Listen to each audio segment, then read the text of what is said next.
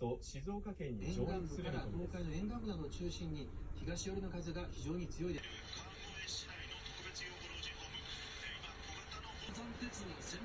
うわ、もう電車ずっと使えないこれじゃ。かわいそう。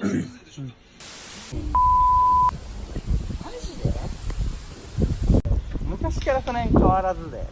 Good morning。だって見てて。やっぱすごいね。葉っぱすごい。ああ、どんぐり。どんぐりころころどんぶりこあげる。ありがとう。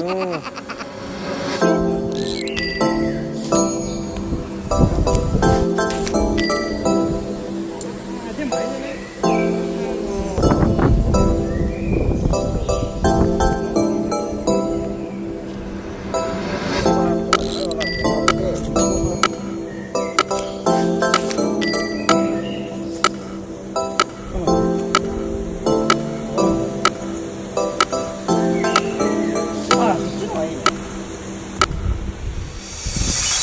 木曜日だけめんどくさい。待ってますよ。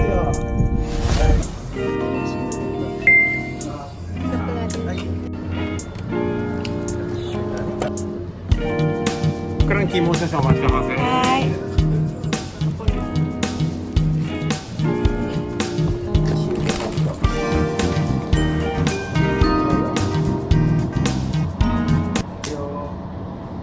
チーズナッツ食べます。いただきます。うん。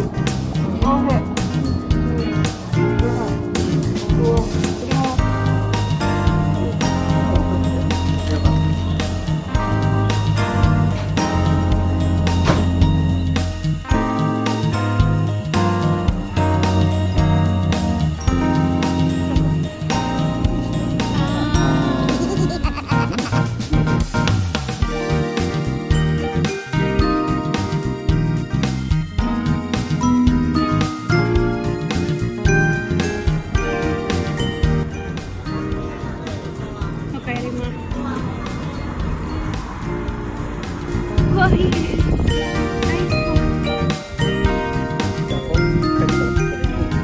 ニュースでやるのはハードなとこだけじゃん。そうそうそう。ノーマルのとこ別にニュース